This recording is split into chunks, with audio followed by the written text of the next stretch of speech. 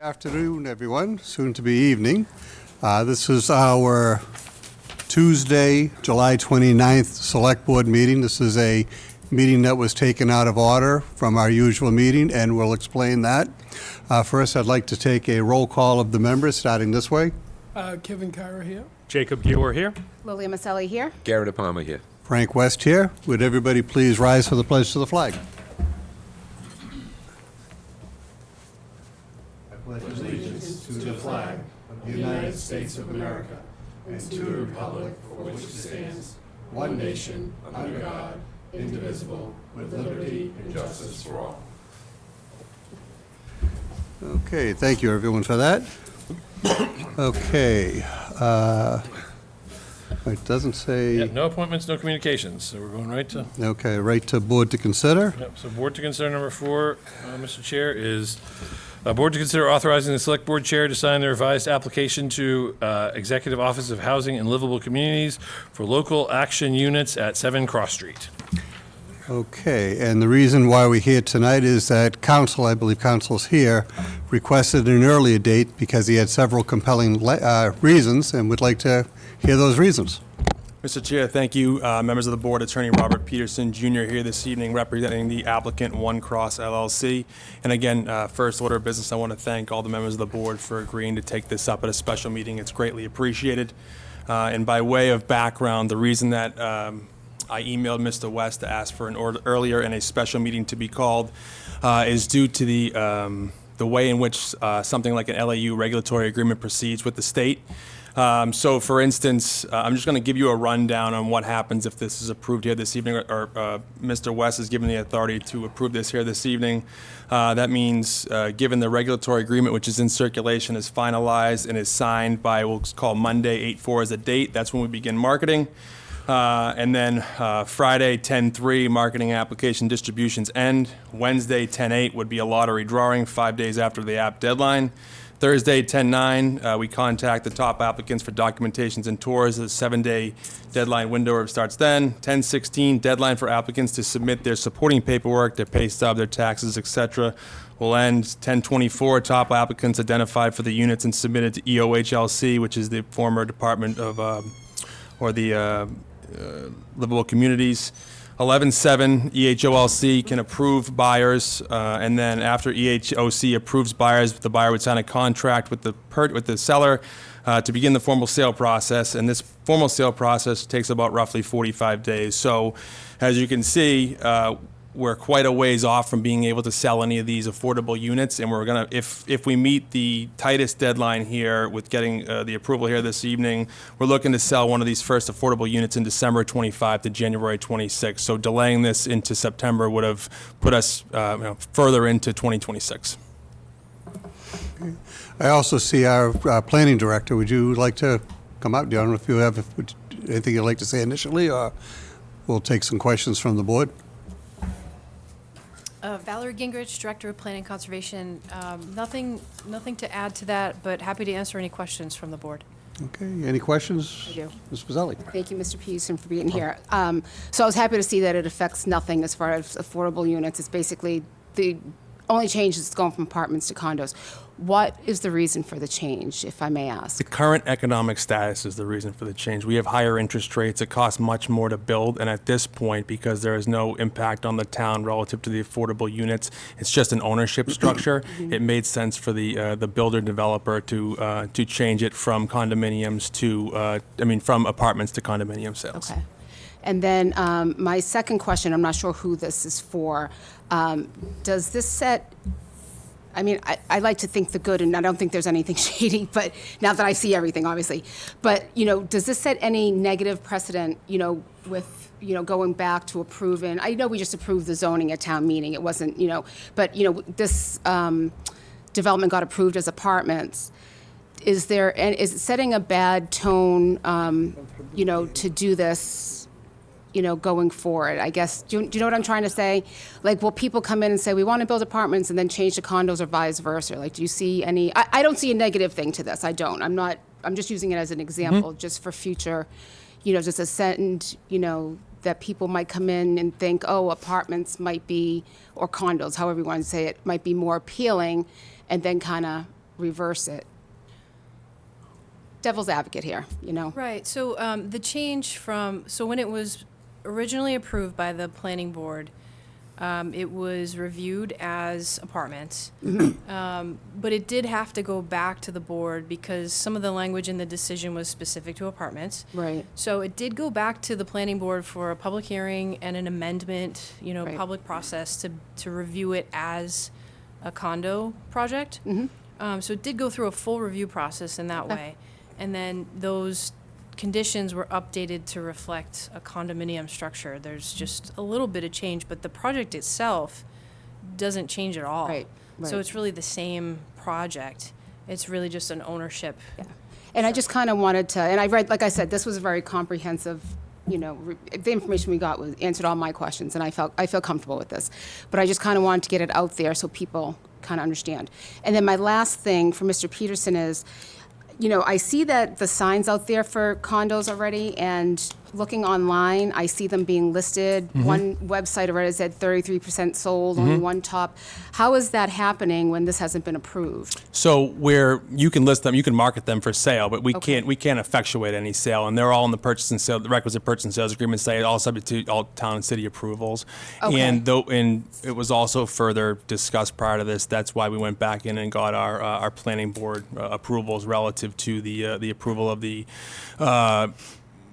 fixing our affordable units as well as getting rid of that rental language in there. So it has not been submitted to 183 yet. Okay, so these aren't technically sold until... Correct. They can't. Well, we can't get occupancy certificates anyways yet. Right, So right. we're Okay. just That answers- pending under contract.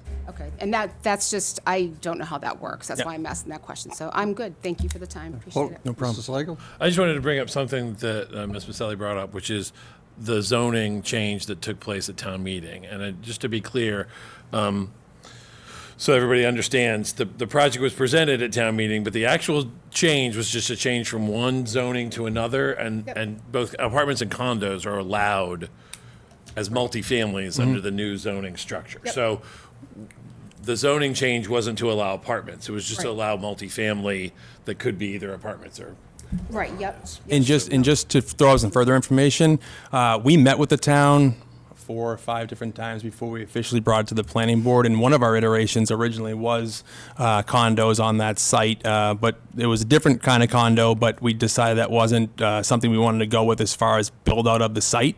So it at least was discussed up front as maybe a possibility, and then we chose the design that we went with. And I'll just, if I may just add, I'm sorry.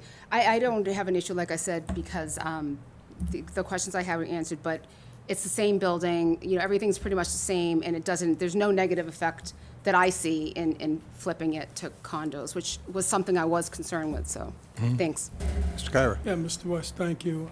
Ms. Maselli actually Read your mind? asked a question that I was interested in, but I do have a question and a comment.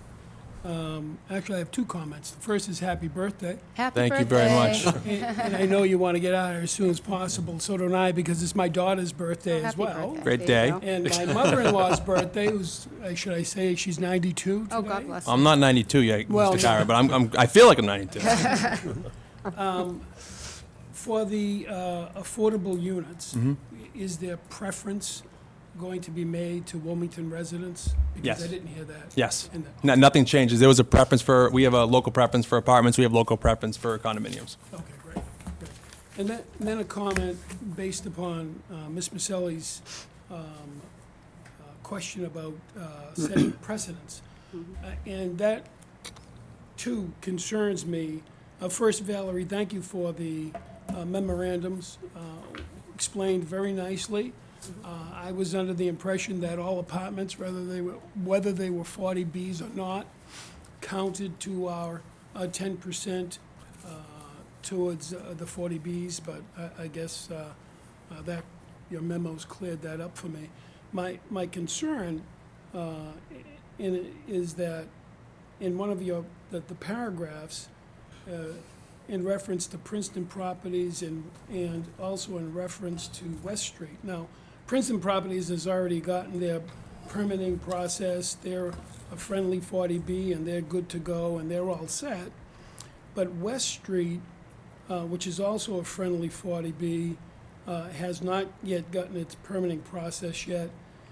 In your description, they can still come back to the planning board and request to go from apartments to condos. And if they do that, according to your memo, then the only units that would count are the affordable units, not all of the condos. So, I want to make sure that it's important to this community that that remains a 40B, and that all of a sudden the planning board doesn't flip and say, oh, no, we want to make them condos, because I would assume, they also have to come back to us, and I would hope that the board would realize, if it went along with what the planning board is doing, if they decide to do that, I'm just projecting out, then we lose all those units. So I can address come that. Towards 40B, yeah. Sure. So 100 West Street is a 40B development. It was approved by the Zoning Board of Appeals, and in that approval, it states that it is an apartment development, and any change to that would have to go back to the Zoning Board of Appeals, and really it would change the whole project.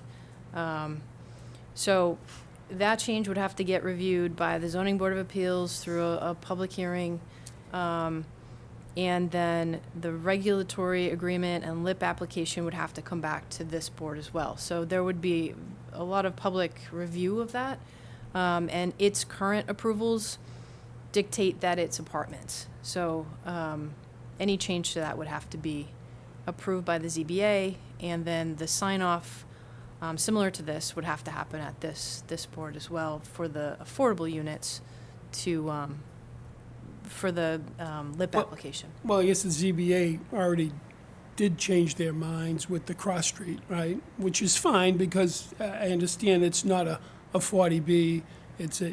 We're just taking the three affordables and the three affordables.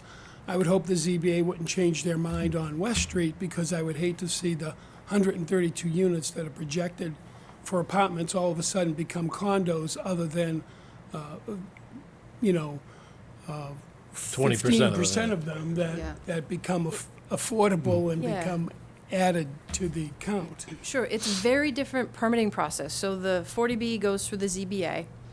It's a very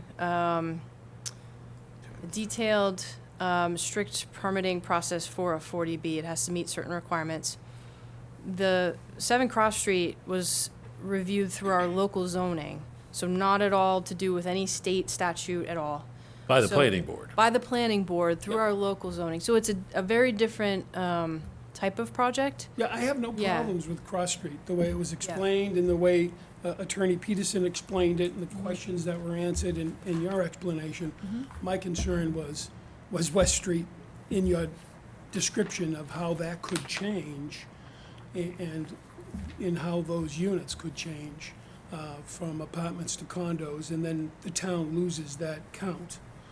Now, I don't know is 203 Lowell Street, are those apartments or are those condos? Those are condos, and Okay. that project does not have any affordable units. Why is that? Yeah. That is because that development filed a subdivision plan before we created our inclusionary zoning requirement. So what makes Cross Street do those affordable units is our zoning and having an inclusionary bylaw that requires 15%. So the owners or developers of 203 Lowell Street froze their zoning before we passed that requirement. So same with 635 Main Street. Those developments did not have to provide affordable units because they froze the zoning before our 15% requirement was enacted. Right, whereas Cross Street is similar to Rachel development over at the old wall. Yeah. Yeah. It's the same, and they went back, they switched from apartments to condominiums, didn't they? They had to go back in, they had to reopen their permit?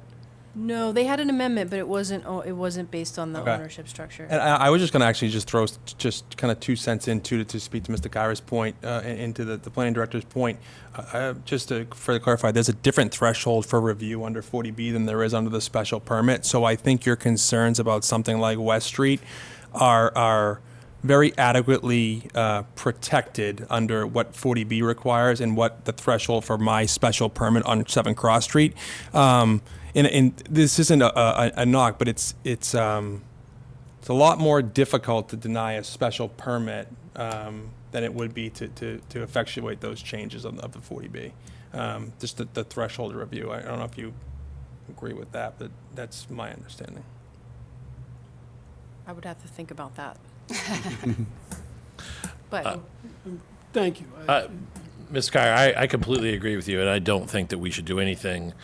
I mean, I think we would strongly recommend the ZBA to not allow them to do that if they ever Right. brought that back. Yeah. Any further comments? I just have one question for Valerie. Valerie, have developments that in town have we had anything similar to this where they were apartments at first, and then switched to condos? So when 635 Main Street, Loom, when that was being permitted, they were sort of trying to figure out which way they were going. They didn't have to switch it. I don't think they had to switch it, but they were discussing with the planning board both options.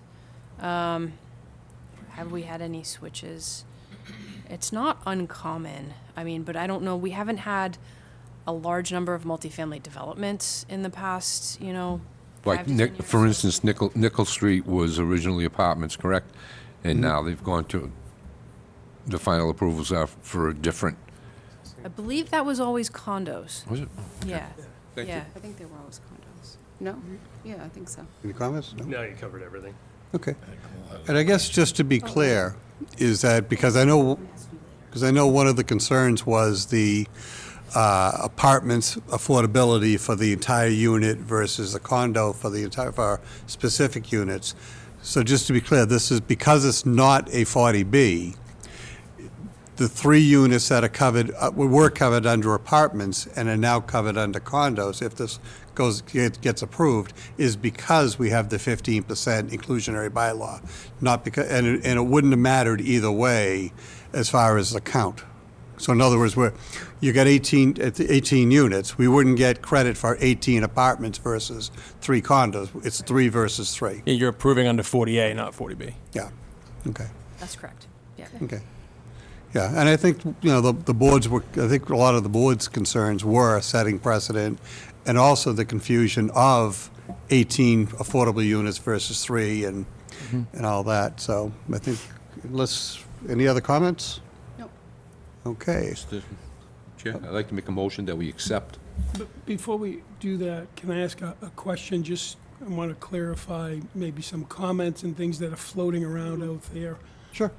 Do we need to, I believe I know the answer, but Mr. Slagle could probably answer it, or you, Mr. Chair. Do we need to take the September 8th off table in order to vote for it? Oh, good point. We do not. So I did review that with town council.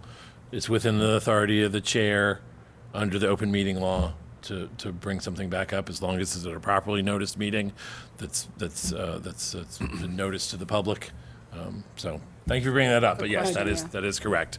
Yeah, Town wanted council that confirmed. out there for the public to Yeah. understand. And I talked to chair as well, to town council as well on that, so just wanted to make sure. So we'll accept, A motion to accept the change from apartments to condos. I'll second that. second. Any discussion? I would say, just add and authorize the chair to sign them. And authorize the chair to sign, yeah. Okay, second. Revised version? Any discussion? All in favor? 5-0. Thank you very much. I appreciate everybody's time. Appreciate it, I Rob. really appreciate you guys accommodating this meeting. No, Truly, thank you and Val, thanks for all the information. It made it Thank you. very clear. Happy birthday. Happy birthday. No further business? Is there, actually, you know what? I know you guys are probably going to say something, but I do see people in the audience, and if there's people that would like to make a quick public comment, you're more than welcome. I know it's not on the agenda, but 5 Fox Run Drive. I guess my concern has been, I was just concerned if we were establishing a precedent where when the developments come into town, they come before this board or the appeals board, excuse me, they, everybody gets excited about the 40B numbers and how it's going to affect us positively or negatively. And my confusion lies in if say 15 developers come in town, find a spot, come before the board and want a for rent, and they say the number for 40B is this number, and then they change to condos, do you lose that number? I mean, are we always backpedaling? Is kind of the question that I had. Do we establish the precedent by doing this? That could be very dangerous down the line, in my estimation. Well, I think, sir, if I may, I think, Valerie, I think you pretty much nailed that because the permitting process for a 40B is a lot different than as Rob's 40A or a different apartment complex. So I don't think it would be a lot difficult for somebody to switch on a 40B. Am I correct in saying that?